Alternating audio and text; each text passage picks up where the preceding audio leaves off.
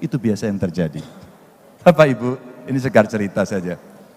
Maka mulai penurunan AKI AKB punya inovasi, mengintip orang hamil, nginceng wong meteng dalam bahasa kami, mengintip orang hamil selalu peduli pada ibu hamil. Pak Presiden menyampaikan stunting harus beres. Buat saya bukan stuntingnya, ditarik dari awal pranikah, begitu mereka menikah, kemudian dia punya anak, kemudian sampai balita dia selesai. Satu paket pekerjaan yang kemudian mesti kita libatkan lebih banyak orang. Ini inovasi-inovasi yang kemudian muncul.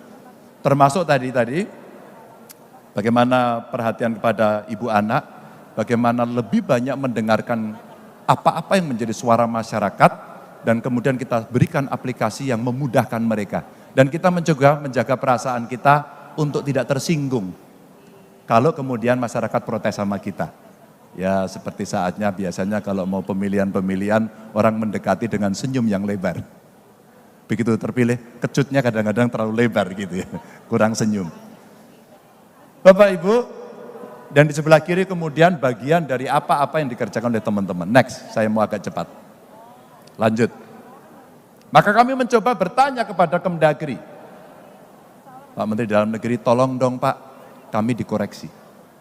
Kalau kemudian dengan seluruh indikator ini harus saya kerjakan, kalau ada yang kurang, apa sih Pak yang harus kami lakukan? Maka mulai bagaimana fungsi pemerintahan bisa berjalan, biasanya di Kemdagri pakai scoring. Kalau 70% skornya udah bagus belum? Oh berarti udah bagus Pak, oh lolos. Ini angka-angka saja Pak. Lanjut. Oh berarti 70, lolos. Lolos bro, tenang aja, kamu perform. Atau barangkali perbandingan capaian fungsinya. Kalau sangat tinggi, kamu naik kelas gak? Oh dari 16 ke 20 kamu naik, lolos. Yang tinggi 5,6, lolos. Oh yang sedang sudah geser ke tinggi, bagus. Maka saya apresiasi teman-teman kepala dinasnya. Anda the best. Kalimat sederhana itu ternyata membuat mereka oke. Kalau di WA Group biasanya hanya saya kasih jempol merah putih. Makasih Pak Gub, makasih. Berarti saya oke Pak ya? Oke, jalan terus. Tapi kamu mesti inovasi. Lanjut. Lalu ada progres perbaikan kinerja fungsi pemerintahan, lalu kita bandingkan dari tahun ke tahun, tapi yang menilai orang lain. Kalau yang menilai kita narsis. Narsismenya kemudian boleh ditampilkan, tapi Anda akan berhadapan dengan masyarakat. Apa itu? Medsos. Maka saya wajibkan seluruh OPD saya punya medsos dan centang biru. Semua punya medsos dan centang biru. Ini kebetulan salah satu dinas saya, OPD saya lagi kita tugasin jadi wali kota di Salatiga. Ya, ini dari salah satu kepala dinasnya. Maka saya pesankan, silakan kemudian pengalaman baiknya diterapkan di situ. Terbuka, transparan, kemudian komplain handlingnya cepat. Maka ukuran angka-angka dari progres ini menunjukkan hari ini capaianmu berapa, tahun berikutnya berapa, kemudian diperbandingkan, kamu sedang dinilai oleh Kemdagri. Cerita suksesnya kelihatan, tapi ada cerita tidak suksesnya. Maka saya sampaikan next, dari angka-angka kemudian ditampilkan, kata Kemdagri, oke, hampir semua kinerja fungsi pemerintahan tidak mengalami perubahan, semua pada top level sesuai dengan target. Berarti kamu beres. Tapi ada kinerja fungsi yang perlu perbaikan, mulailah gambarnya kelihatan yang di sebelah kanan. Mulai kita cerita penanaman modal, oh iya Pak, begitu COVID kemarin kurang, oke. Maka targetmu sekarang mesti kamu tingkatkan, karena sekarang sudah tidak ada yang pakai masker lagi. Apa artinya nggak boleh ada alasan lagi. Investasi kemudian mesti didorong tidak hanya mempermudah izin, tapi menjemput pasar. Tidak lagi pada pasar dalam negeri, tapi masuk luar negeri. Maka kepala dinas saya, Bapak Ibu, saya kasih nomor telepon para duta besar, dan kita biasakan mereka untuk berkomunikasi langsung dengan para duta besar. Sehingga pasar-pasar tradisional mulai kita tinggalkan. Apa itu pasar tradisional? Biasanya kita ke Amerika, kita ke Eropa, kita ke Tiongkok. Kenapa kita tidak ke Afrika? Kenapa kita tidak membuat satu kreasi investasi kerjasama dengan sana? Ini yang kemudian komunikasi kita lakukan dan kemudian capaian-capaian yang masih bolong itulah yang menjadi tugas mereka. Maka achievement motivation-nya diukur dari indikasi ini. Lanjut. Maka kemudian angka-angka ini, garis-garis ini menunjukkan, gak usah dibaca jelimet-jelimet Bapak Ibu, tenang saja. Sambil mohon maaf, silakan barungkonya dicoba dulu Pak. Agak manis sih itu, tapi gak apa-apa. Nanti setelah dari Makassar, gak usah makan gula lagi. Tapi hari ini boleh. Barungko itu makanan yang paling saya suka. Jadi kalau kesini saya cari barungko dulu Pak. Maaf Pak, hampir 5 tahun lebih saya dikasih gelar Daeng Manabah. Jadi hari ini saya jadi orang Makassar. Bapak Ibu, ini ceritanya. Pertumbuhan ekonomi rata-rata ternyata mengikuti apa yang terjadi wave-nya dari pusat. Tapi kita ngikuti terus. Peran para wali kota, para bupati menurut saya luar biasa. Nah, kalau ada gubernur ngomong, itu kerja saya, bohong. Gubernur itu wilayahnya di tengah. Maka kalau saya mengatakan gubernur itu like a bridge. Di bawah ada kawan-kawan bupati wali kota, di atas ada presiden. Maka segala sesuatu yang tidak pernah bisa selesaikan, maka gubernur yang harus menyelesaikan. Sebuah kejadian menimpa Jawa Tengah. Kejadian menjadi viral di mana-mana, karena saya menjadi tertuduh utama. Pembuatan bendungan bener di Purworejo, yang kemudian menjadi terkenal dengan kasus Wadas. Dan itu menjadi stempel hitam. Satu aja saya bilang sama kawan-kawan saya, biasalah menghadapi persoalan, jangan lari dari persoalan. Begitu persoalan itu muncul, sebuah ketakutan, kadesnya tinggi. Bupatinya saya telepon, bro, kenapa ini? Anu Pak Ganjar, itu ada persoalan. Iya, tapi siapa yang harus menghadapi langsung? Ini proyek punya pemerintah pusat, dari PUPR, Balai Besar.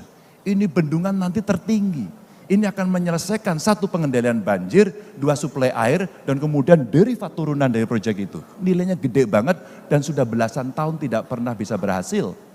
Dan kita lobbynya sudah setengah mati untuk bisa mendapatkan ini. Kenapa kita tidak bisa bertugas? Tentu ada yang pro, ada yang kontra. Tapi begitu tindakan agak represif muncul, videonya muncul, satu pun tidak ada yang terbiasa mengatakan, siap, saya salah dan saya bertanggung jawab. Tidak ada Bapak Ibu. Ketika itu tidak ada, maka saya sampaikan, saya datang ke lokasi, saya sampaikan, satu, saya penanggung jawabnya. Dua, ini saya bereskan. Tiga, yang ditahan saya minta keluar. Empat, saya akan mendatangi orangnya. Hari ini saya masih dibully, tapi seluruh informasi tidak terbagi dengan baik.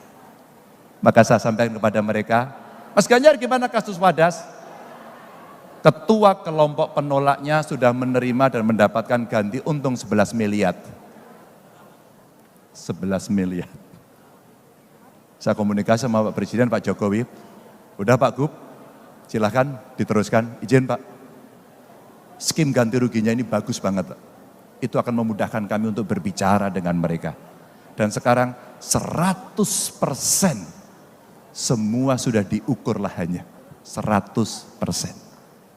Bapak Ibu, sebenarnya cerita-cerita dalam konteks pemulihan ekonomi ini mesti dilakukan. Saya konsultasi, ngobrol sama Pak Presiden cukup lama dan berkali-kali. Saya mendapatkan briefing pada tanggal 21 April itu kira-kira 50 menit.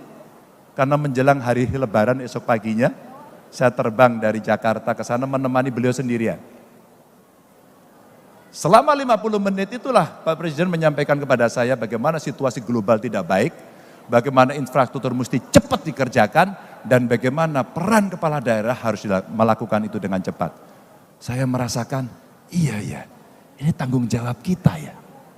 Maka kalau kemudian kita mau mengejar grafik-grafik ekonomi ini, rasanya kawan-kawan kepala daerah, wali kota hari ini bertemu, udah betul.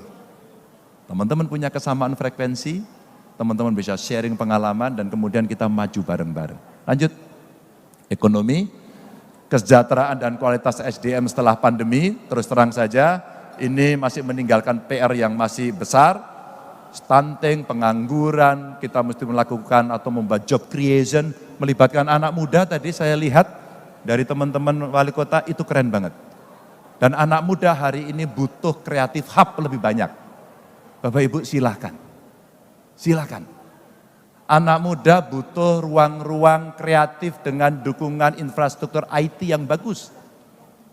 Untuk seni yang hebat. Saya kemarin ketemu dengan Putri Aryani. Saya kagum betul sama anak ini. Talentanya luar biasa. Ada berapa Putri Aryani di Indonesia yang bisa menggemarkan America's Got Talent dan mendapatkan Golden Buzzer di sana? Ada berapa? Kalau kita punya 10 saja Bapak Ibu sudah menggoncangkan dunia dari sisi seni, belum dari sisi olahraga. Nanti yang science lah silakan.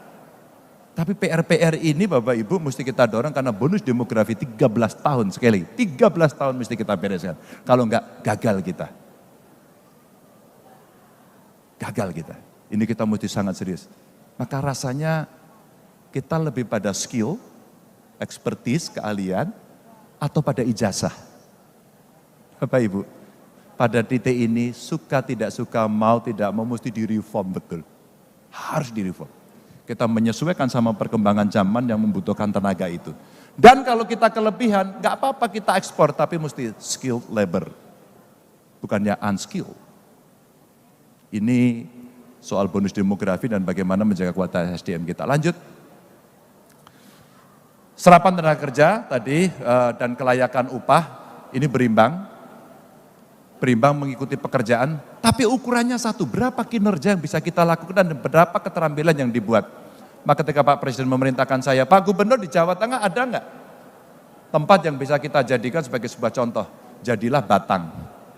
Kawasan industri Batang, kita kompetisi dengan Vietnam, 9 bulan kita kerjakan bisa dengan cepat, tapi Pak Presiden izin ini akan ada problem SDM. Maka kita buatkan vocational school di sana dan kita siapkan mereka nanti untuk masuk ke kawasan ini. Bapak Ibu, sebenarnya simpel tapi kita butuh contoh. Kalau nggak ada contohnya, seeing is believing. Nggak ada contohnya dia nggak mau melakukan. Lanjut. Kapasitas Pemdanya lanjut aja, ini soal pajak, penarikan dan berikutnya. Nah, berikutnya, ketika kemudian kemampuan tidak sama, maka mau tidak mau pemerintah mesti melakukan intervensi, itulah subsidi. Dan hari ini problem besar kita ketika kita punya problem El Nino, lalu nanti problem pangan. Sayang, saya sampaikan pada DPR RI, ini ada anggota DPR RI juga di sini, tapi komisinya sayang tidak di Komisi 4. Saya sampaikan Pak, pupuk kita subsidinya jangan dipotong. Hari ini petani sekarang mengalami kesulitan itu semua. Hampir sekali saya kira di tempat Bapak Ibu juga. Tapi karena kota tidak banyak pertaniannya, maka banyak sekali hari ini yang tidak bisa tercover. Saya sampaikan waktu itu, mungkin Bapak Ibu melihat fotonya, ada Pak Jokowi, ada saya, ada Pak Prabowo di tengah sawah. Orang bilang itu bicara politik, padahal iya. Politik pertanian maksudnya, ada Pak Sarul juga di sana. Dan kita bicara bagaimana soal pupuk kita selesaikan. Pak Presiden bilang, itu loh Pak Gubernur, maka PIM-nya di Aceh kita hidupkan lagi. Bapak Ibu, ini problem serius yang hari ini muncul. Subsidi antara lain untuk pendidikan, untuk kesehatan, untuk pertanian, suka tidak suka, mau tidak mau. Maka saya sampaikan, kalau kemudian kita mau membuat prioritas belanja untuk subsidi, yuk kita dorong yuk. Yang pertanian kita berikan fasilitasnya, tapi ya sapotran kita jaga, tapi ya achievement-nya kita dorong. Saya bayangkan, oh IPB, Institut Pertanian, Pak saya mau sawah kita itu kalau ditanam padi minimum harus 7 ton. Bagaimana caranya? Ilmunya di kalian, saprotannya dari kami, modernisasinya dari kami, off-takernya Bulog, dan seterusnya. Masa kita kalah sama Thailand?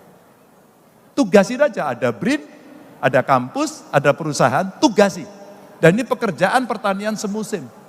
3 bulan sudah cukup. Maka kalau 2 kali saja dalam 1 tahun sebenarnya sudah ada hasilnya. Bapak Ibu, ini menggandengkan. Lanjut. Terus, nah ini. Yang sifatnya lokal sudah, tapi Bapak Ibu, di luaran ngeri sekali.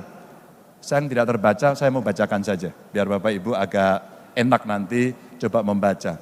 Yang kuning-kuning itu ada masalah di bagian utara bumi ini. Mana itu? Rusia, Ukraina. Oke, itu ada masalah. Yang hijau-hijau itu adalah negara OPEC, di mana mereka memproduksi minyak dan energi menjadi perusahaan besar. Renewable energy kita belum jalan. Green energy, blue energy ya belum berjalan, mohon maaf. Dan kita skornya masih sangat rendah. Tapi kita punya peluang. Maka saya katakan hilirisasi dari industri termasuk yang di Batang itu adalah teknologi baterai.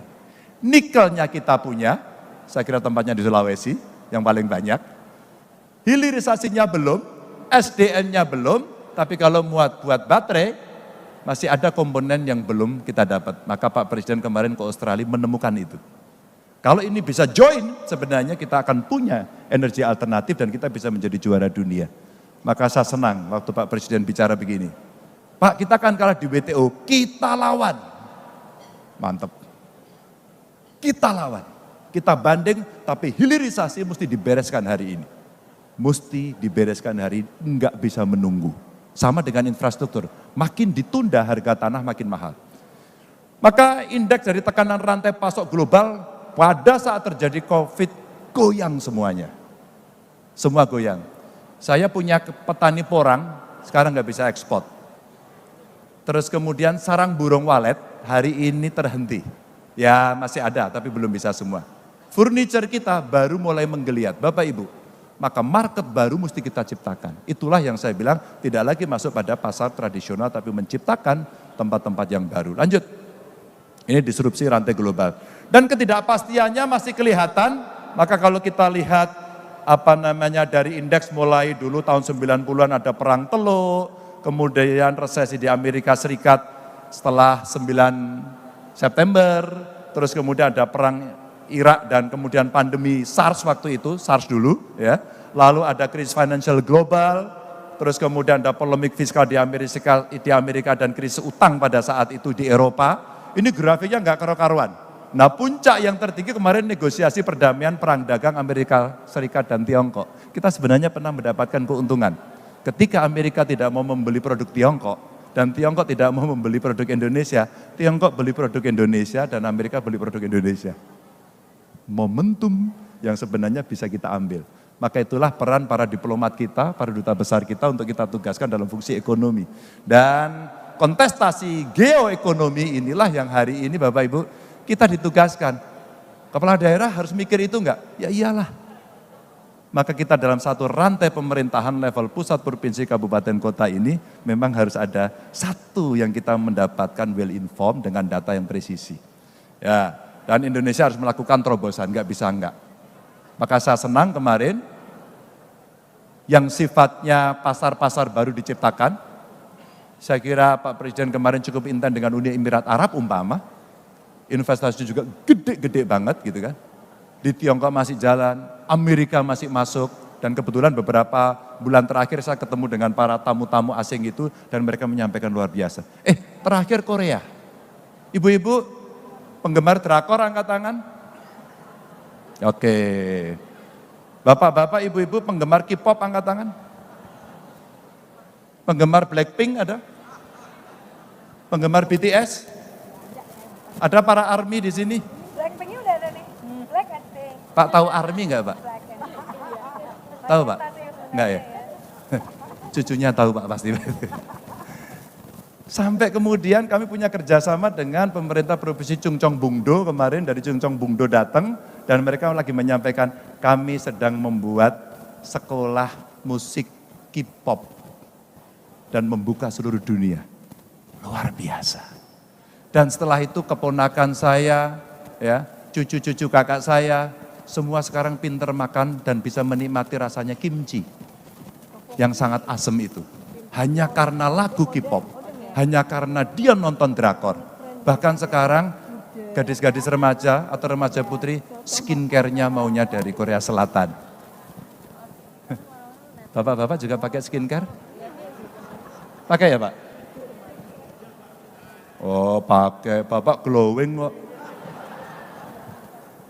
Next. Udah 30 menit ya? Oke saya mau berhenti.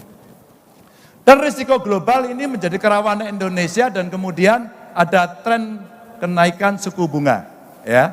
Ini terjadi di beberapa negara, ada di Amerika Serikat dan krisis yang ada di Eropa. Hari ini Perancis Bapak Ibu lagi bergolak, dibakar-bakar di sana. NATO sekarang lagi sibuk karena ada perang Ukraina, semua membantu di sana, ada harga diri. Sementara Putin masih kuat. Jadi dunia sedang bergolak. Amerika perang dagangnya sama Tiongkok belum berhenti sampai ini. Maka Indonesia mau apa? Satu, kita punya pasar dalam negeri. Dua, kita bisa memproduksi, meskipun belum banyak dan kualitasnya belum bagus. Maka ini kesempatan sebenarnya yang bisa kita ambil untuk kita bisa memenuhi kebutuhan itu. Potential market kita ada di dalam negeri.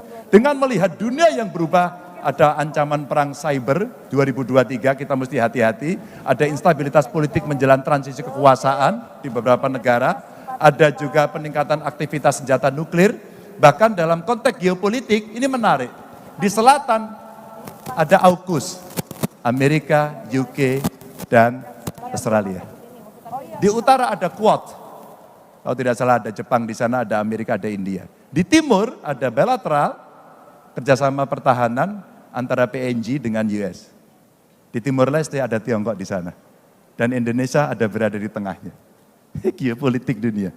Dan kemudian di AUKUS, di selatan, ada kerjasama pertahanan yang akan membuat kapal bertenaga nuklir. Bagaimana persiapan Indonesia? Bapak Ibu, ini dunia yang kemudian kalau terpantik, kita akan mengalami situasi yang tidak baik. Kita mesti siap pada soal itu. Berikutnya, maka optimisme di 2045 yang tadi Kang Bima sampaikan, Bapak Ibu ramalan yang menarik, lihat. Yang 2022 paling bawah, itu negara kita Bapak Ibu. Kalau kita bicara dari yang ada, maka studi dari Goldman Sachs di 2022 memproyeksikan Indonesia mencapai posisi 4. Maka lihat gambarnya dia naik. Maka kalau kita lihat Amerika 2050 turun, 2075 turun. Kita akan naik. Kita akan naik. Kenaikan itu momentumnya apa? Sekarang, 13 tahun ke depan, ketika kita punya bonus demografi dan ketika kita bisa mengerjakan sendiri. Fondasi yang kuat Pak Jokowi sudah lakukan. Tinggal siapa yang akan membereskan kelak. Ada banyak negara yang drop, Jepang akan turun posisinya dari ranking 3, diprediksi ke-6, bahkan diprediksi ke-12. Negara maju. Perubahan global kira-kira sudah diramalkan oleh mereka yang memang punya expert di situ. Lanjut. Maka ini yang mesti kita dorong. Dan sektor-sektor unggul, mulai demokrasi dan demokratisasi yang kita makin baik. Makasih Kang Bima. Pesan politiknya dapat. Tentu saya hadir sebagai gubernur di sini. Tapi saya senang karena kemudian kita tidak lagi membentur-benturkan. Ingat, pemilihan kita, bapak-bapak, ibu-ibu wali kota, gubernur, presiden, itu setiap 5 tahun sekali dan hanya bisa 2 kali, nggak bisa ditambah. Yang bisa ditambah kira-kira kades. Ada yang mau 3 kali? Maaf, tidak bisa. Kecuali Bapak Ibu berpindah ke tempat yang lebih tinggi. Seperti pengalamannya Pak Jokowi jadi wali kota, gubernur, kemudian presiden. Dan hanya Pak Jokowi yang punya pengalaman itu. Tapi dengan posisi seperti itu, demokrasi yang lebih baik tadi, statementnya di beliau berdua tadi bagus. Kita ciptakan yang dingin-dingin saja. Kita udah punya pengalaman. Jangan sampai terjadi pembelahan sosial. Jangan sampai kemudian hoaxnya bertebaran. Dan kita berkelahi habis-habisan dengan saudara kita sendiri. Udah deh. Dengan segala hormat saya sama Pak Prabowo, saya pernah menjadi jurukamnya beliau. Ketika Mega Prabowo, kami kalah. Pada saat kemudian harus bertanding, Pak Jokowi dengan Pak Prabowo, 2 kali saya menjadi jurukamnya Pak Jokowi dan menang. Dan kami berkomunikasi sampai dengan hari ini baik-baik saja, maka di Kebumen foto kami bertiga tersebar dan kami bercanda. Bahkan videonya Pak Prabowo ngangkat tangan saya dan kami bercanda. Dengan Mas Anies, teman saya saat kuliah. Kami berteman lama sekali. Maka kalau ledek-ledekan, kita ledek-ledekan gaya mahasiswa waktu di UGM dulu. Asik-asik aja kan? Dan waktu naik haji kemarin kami bareng-bareng satu hotel, tiap hari makan sarapan bareng, kita bercanda sekali. Apa yang mau kita sakiti dari kawan-kawan kita? Apakah yang sakit nanti tidak masyarakatnya? Tidak bangsa dan negaranya. Padahal tantangannya demokratisasi, transformasi digital yang belum tuntas, kecepatan infrastruktur teknologi informasi kita masih sangat lambat, dan kemudian di remote area belum bisa mengakses, sementara anak-anak muda yang tadi Kang Bima kumpulkan tadi, dia butuh itu untuk dia bisa mengembangkan seluruh potensinya. Apakah tidak itu yang lebih baik kita pikir? Karena kontestasi 5 tahunan itu adalah loyalitas 5 tahunan. Besok kita akan berjumpa lagi atau kita akan lawan lagi. Apa yang terjadi? Pak Prabowo dan Mas Sandi ikut dalam pemerintahannya Pak Jokowi dan kita harusnya berpikir itulah damai, itulah peace, itulah kita mesti membangun yang ada. Sedangkan kita ditantang pada ekonomi hijau dan ekonomi biru yang kemudian kita harapkan kita bisa naik karena skor kita masih rendah. Mudah-mudahan cukup menjelaskan agar kita bisa bersikap dalam persatuan Indonesia. Assalamualaikum warahmatullahi wabarakatuh.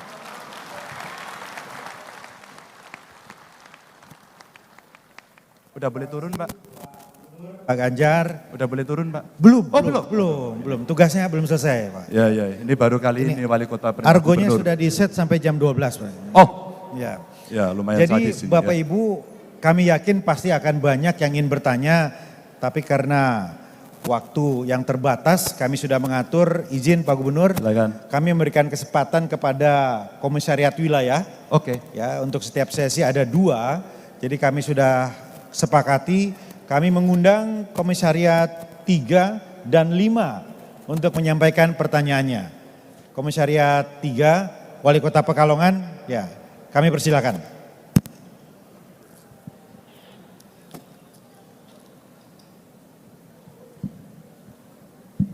Assalamualaikum warahmatullahi wabarakatuh. Mohon izin Pak Ganjar, Pak Bima, Pak Dhani. Tadi sudah disampaikan paparan. Ini sebenarnya nggak pas ini. Ngapain wali kota Jawa Tengah tanyaan sama gubernur Jawa Tengah ya? Oh ini gubernurnya ya? Wah, Kayaknya ini wali kota saya soalnya. ya. Tapi oke. Silakan Pak Mohon Wali. izin. Ya, mungkin secara konteksnya beda ini mungkin Pak Ganjar ya, Pak Gub ya, atau Pak Gub atau Pak Ganjar ya, saya jadi kikuk ini manggilnya. Ya, konteksnya mungkin tadi sudah dipaparkan tentang ekonomi, tentang infrastruktur, pertumbuhan dan sebagainya. Ini mungkin lebih kepada konteks yang lebih umum, lebih global, yaitu konteks tentang perubahan iklim. Ya, perubahan iklim yang terjadi terutama di Indonesia, terutama di kota-kota pesisir yang dekat pantai. Kalau Makassar sih tidak ya, tetapi Pekalongan ini juga terdampak, nggih, Pak Gub. Nah, ini nanti langkah apa yang akan dilakukan oleh calon presiden ke depan, insya Allah. Langkah apa yang akan dilakukan untuk menghadapi perubahan iklim tersebut. Demikian, wassalamualaikum warahmatullahi wabarakatuh. Perubahan iklim, masalah global warming, sampah dan lain-lain. Izin satu lagi Pak. Boleh. Ya. Boleh. Kami persilakan Komwil 5. Sambil menunggu pertanyaan, ini bisa di Zoom nggak ya? Wali Kota Pontianak. Bisa di Zoom nggak ya paparan saya? Tadi sudah disepakati Komwil 5. Khusus yang ekonomi hijau dan ekonomi biru bisa mohon maaf, ditampilkan. Banjarmasin ya. Banjarmasin. Pak Ibnu Sina. Banjarmasin atau Ganjarmasin, Pak? Ganjarmasin. Kadang-kadang ada yang salah antara Pranowo dengan Prabowo. Hanya beda huruf. Ya izin, Assalamualaikum warahmatullahi wabarakatuh.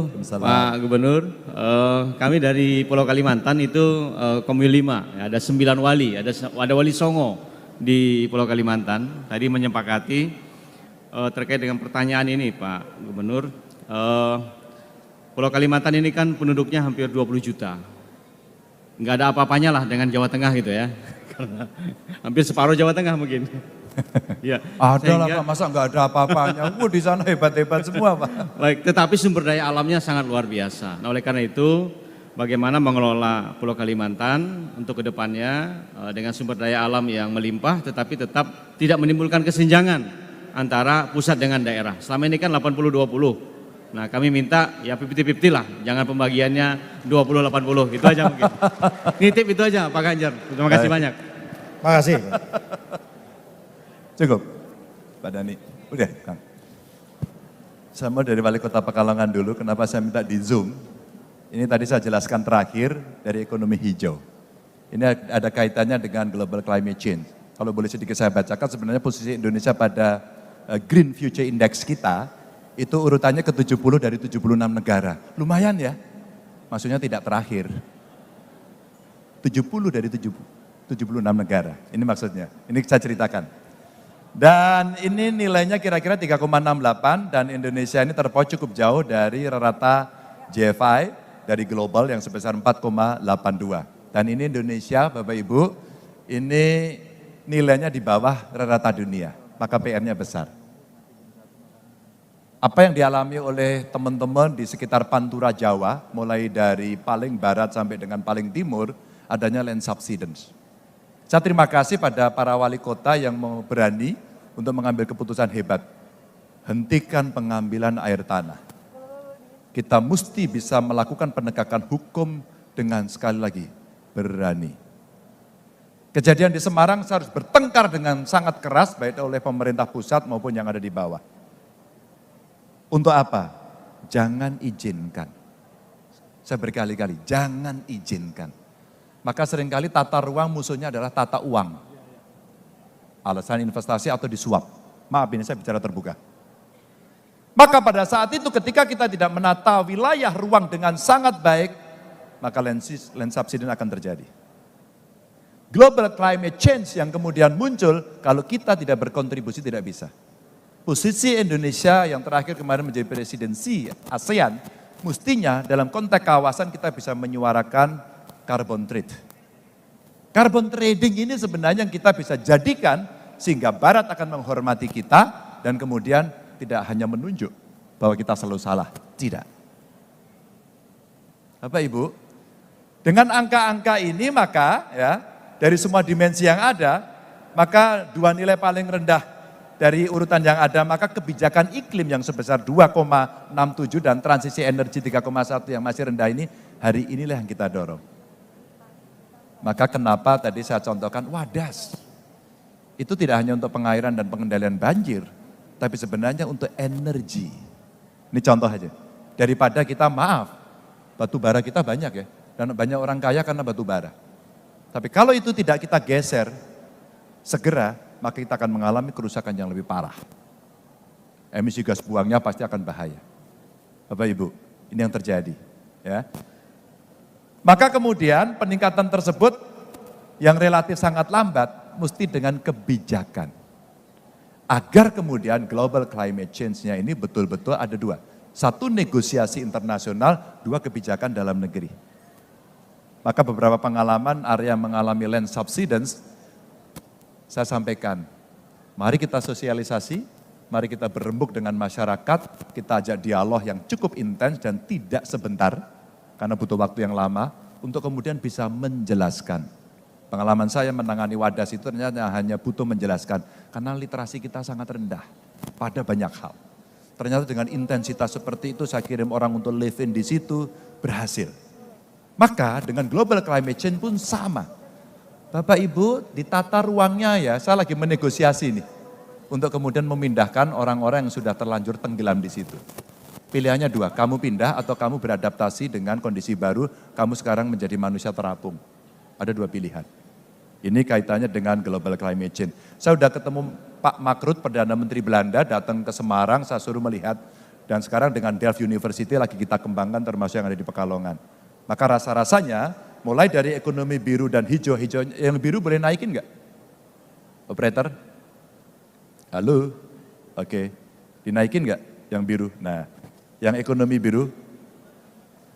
Maka kalau kemudian yang biru ini bisa kita sampaikan kepada Bapak Ibu sekalian, yang di kanan bawah itu indeks-indeksnya kelihatan. Ya, indeks-indeksnya kelihatan.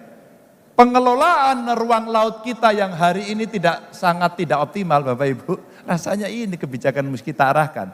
Katanya nenek moyang kita pelaut, tapi laut kita tidak dikelola dengan baik dan di wilayah 5 wilayah penangkapan ikan kita belum optimal. Kenapa kapal besar, kenapa penangkap ikan, kenapa pengolahan ikan tidak kita optimalkan, baru tangkap saja. Belum budidaya, belum aquaculture. Saya pernah melakukan hitung-hitungan soal ini dan ini potensi ekonomi yang sangat tinggi dan kemudian kalau ini sustain dalam pengelolaannya, rasa-rasanya kita menjadi juara dunia dan lumbung pangan paling hebat. Paling hebat. Ya, maka dengan otonomi daerah kita dorong agar ada asymmetrical decentralization. Jangan sama semua, jangan sama semua. Karena memang ada daya yang berbeda dengan sumber daya yang berbeda. Nah konsepsi ini yang sekarang coba kita dorong. Kalimantan Timur, terima kasih. Bagaimana mengelolanya? Saya kira kebijakan fiskal yang pernah diterapkan kepada Kalimantan Timur dan DKI Jakarta, dua yang punya kemampuan fiskal tinggi, sudah dimulai. Maka kenapa kok Pak Presiden memindahkan ibu kotanya ke wilayah Kalimantan? Itu bukan memindahkan tempat loh, itu memindahkan mindset. Itu mewujudkan mimpi Indonesia ke depan yang jauh. Jadi tidak hanya fisik saja.